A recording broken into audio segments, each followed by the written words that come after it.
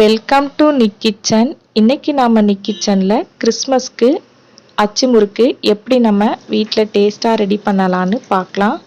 நான் 3 கிலோ அரிசிக்கு என்னென்ன அளவு போட்டேன்றதை உங்களுக்கு சொல்ல போகிறேன். அதே மாதிரி நீங்கள் செஞ்சீங்கன்னா இந்த அச்சு முறுக்கு ரொம்ப பர்ஃபெக்டாக வரும். வாங்க இதை எப்படி செய்யலான்னு பார்க்கலாம்.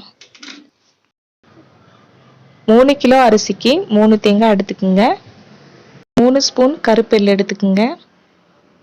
தேங்காயில் சுடு தண்ணி ஊற்றி அரைச்சிங்கன்னா தேங்காய் பால் நல்லா கெட்டியாக வரும். இது நான் 2 லிட்டர் எடுத்து வச்சுருக்கேன். இதுக்கு தேவையான முட்டை 10 முட்டை எடுத்துக்கோங்க. 1 கிலோ அரிசி எடுத்திங்கன்னா தேங்காய் ஒரு தேங்காய் எடுத்தால் போதுமானதாக இருக்கும். முட்டை 1 கிலோவுக்கு 3 முட்டை எடுத்துக்கோங்க. பச்சரிசியை நல்லா கழுவிட்டு 2 மணி நேரம் ஊற வச்சுக்கோங்க. அதுக்கப்புறமா ஓரளவுக்கு நல்லா காஞ்சதும் மில்லில் கொடுத்து நைஸாக அரைச்சி எடுத்துக்கோங்க. இப்போ நம்ம இந்த முட்டையை நல்லா பீட் பண்ணிடலாம். இந்த மாதிரி நல்லா பீட் பண்ணி எடுத்துக்கோங்க. இப்போ இதுக்கு தேவையான சர்க்கரையை நம்ம சேர்த்துக்கலாம். 3 கிலோ அரிசிக்கு நான் 1 கிலோ சர்க்கரை சேர்த்துருக்கேன். இது சரியான அளவாக இருக்கும். 1 கிலோ அரிசி எடுத்திங்கன்னா 300 கிராம் சர்க்கரை சேர்த்துக்குங்க. இதையும் நம்ம நல்லா பீட் பண்ணி எடுத்துக்கலாம். இதுக்கு நான் 25 ஏலக்காய் எடுத்திருக்கேன். இதை சர்க்கரை கூட சேர்த்துட்டு நல்லா நைஸாக அரைச்சி எடுத்துக்கலாம். இந்த மாதிரி நைஸாக அரைச்சி எடுத்துட்டு ஒரு சல்லடையில் இதை சலிச்சு எடுத்துக்குங்க. அரைச்சி வச்சிருக்க சர்க்கரை ஏலக்காவை இப்போ சேர்த்துட்டு இதையும் நல்லா கலந்து விட்டுக்கலாம்.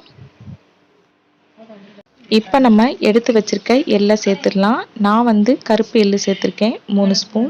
நீங்கள் வெள்ளை எள்ளு சேர்க்கணுனாலும் சேர்த்துக்கலாம்.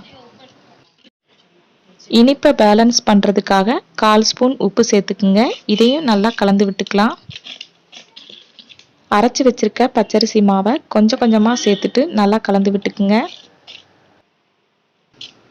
இந்த மாதிரி கொஞ்சம் கொஞ்சமாக மாவு சேர்த்துட்டு கலந்து எடுத்துக்குங்க. அப்போ தான் கட்டி இல்லாமல் நமக்கு வரும்.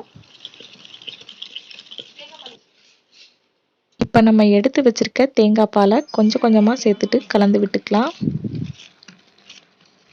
அச்சு முறுக்குக்கு நான் முழுசும் பச்சரிசி மாவு மட்டும் தான் சேர்த்துருக்கேன். மைதா மாவுலாம் சேர்க்கல. இந்த மாதிரி செய்யும் போது அச்சு முறுக்கு ரொம்ப டேஸ்ட்டாக இருக்கும். இப்போ 2 கை அளவுக்கு மாவு சேர்த்துட்டு திரும்பவும் கலந்து விட்டுக்கலாம். தேங்காய் பாலை மொத்தமாக சேர்க்காம இந்த மாதிரி மாவு கெட்டியாகும் போது மட்டும் கொஞ்சம் கொஞ்சமாக சேர்த்து கலந்து விட்டுக்குங்க.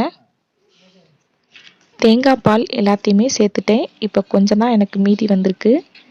இந்த மாதிரி தேங்காய் பாலில் செய்யும் போது அச்சு முறுக்கு ரொம்ப டேஸ்ட்டாக இருக்கும். இந்த பதத்துக்கு மாவு இருக்கணும். மாவில் ஒரு ஸ்பூனை டிப் பண்ணி எடுத்துட்டு அதோட பேக் சைடு எடுத்து பார்த்தீங்கன்னா இந்த மாதிரி ஒரு லேயர் படிஞ்சிருக்கணும். இது கரெக்டான கன்சிஸ்டன்சி. ஒரு கடாயில் ஃப்ரை பண்ணுறதுக்கு தேவையான அளவு எண்ணெய் சேர்த்துக்குங்க. அது கூடயே நம்ம இந்த அச்சு முறுக்கோட அச்சையும் சேர்த்துருங்க.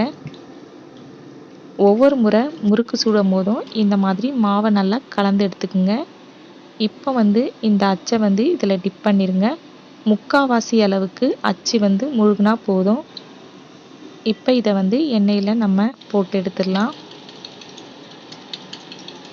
இந்த மாதிரி அதிகமாக முறுக்கு செய்யும் போது 2 அச்சு வச்சுருந்தீங்கன்னா போட்டு எடுக்க ஈஸியாக இருக்கும். ஒன்று எண்ணெயிலையும் இன்னொன்று டிப் பண்ணி போடவும் கரெக்டாக இருக்கும். ஃபஸ்ட்டு சுடுற ஒரு 2-3 முறுக்கு சரியாக வராது. அதனால் பயந்துடாதீங்க. அச்சில் முறுக்கு ஒட்டியிருந்தால் அதை எடுத்து விட்டுட்டு திரும்பவும் எண்ணெயில் காய வச்சுட்டு மாவில் டிப் பண்ணி போட்டிங்கன்னா சரியாக வரும். அச்சில் மாவு ஒட்டாமல் ஒழுங்காக வரணும்னா ஒரு நாள் முன்னாடி நம்ம சாதம் வடித்த தண்ணியில் இந்த அச்சை ஊற வச்சுட்டு கழுவி எடுத்திங்கன்னா சரியாக வரும். ஒரு பக்கம் நல்லா ஃப்ரை ஆனதும் இன்னொரு பக்கம் திருப்பி விட்டுக்குங்க. 2 பக்கமும் ஃப்ரை ஆனதும் எடுத்த முறுக்கை இந்த மாதிரி ஒரு கரண்டியில் எண்ணெய் வடிய விட்டுருங்க. அதுக்கப்புறமா ஒரு பிளேட்டுக்கு இதை மாற்றிடுங்க. இந்த முறுக்கை என்னோட அண்ணி ரொம்ப நல்லா செய்வாங்க.